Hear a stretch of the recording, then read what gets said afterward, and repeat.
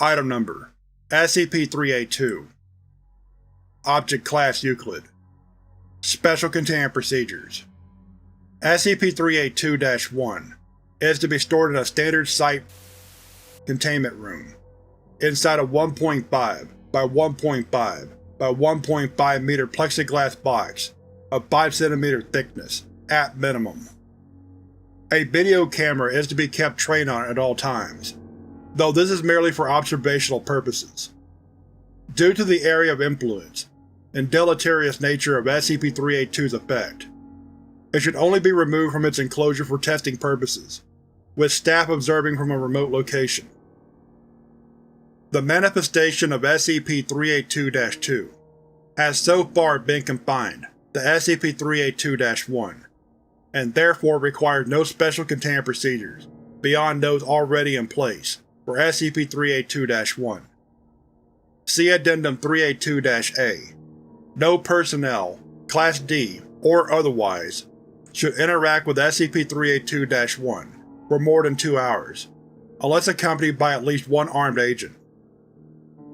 Description: in its inactive state, SCP-382-1 is a large baby carriage, manufactured in 19 by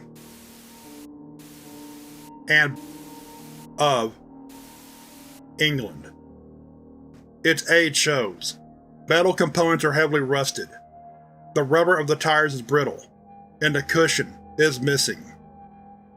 SCP-382-2 appears to be an infant, between and months old, extremely emaciated, with several injuries that seem to vary with each manifestation. On different occasions, SCP-382-2 has shown heavy bruising, broken bones, and sometimes, despite which 382-2 could still make vocalizations, although it is unknown how this was possible. When SCP-382-1 is not being interacted with, SCP-382-2 manifests every to minutes, staying between and minutes. However, when a person places their hands on the handlebars of the carriage, 382-2 will instantly manifest, and the period of time of both disappearance and reappearance will decrease to approximately 1 second. Any person who makes visual contact with SCP-382-1, from now on referred to as the subject, is compelled to approach it and place their hands on its handlebar. When manifesting only intermittently, SCP-382-2 appears to compound the effect when the subject sees it. This effect does not transmit through video feeds, transparent objects, or anything else that would separate SCP-382-1 and its victim. And once the subject is in contact with SCP-382-1, no one else will be influenced until the subject has died, and SCP-382 is reset.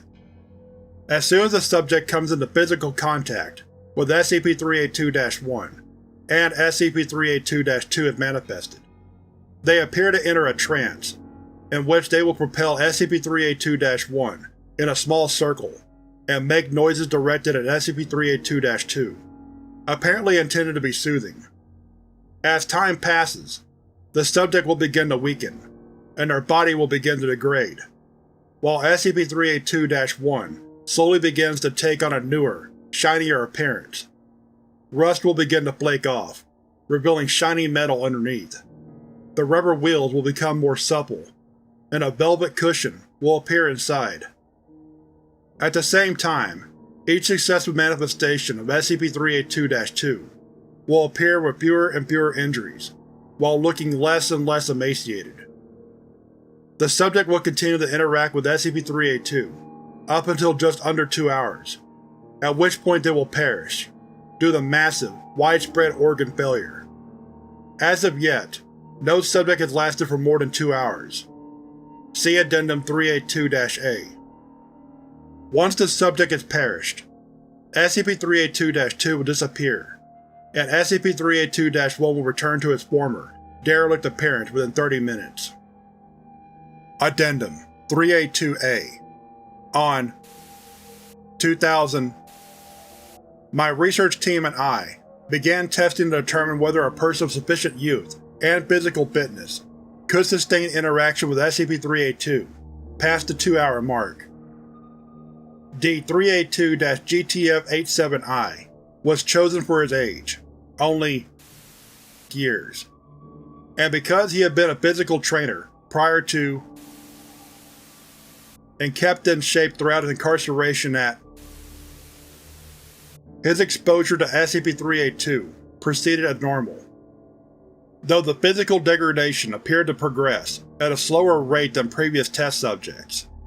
After the 2-hour mark, with D-382-GTF-87I still living, though in extremely poor condition, SCP-382-2 manifested as usual, but did not disappear 1 second later.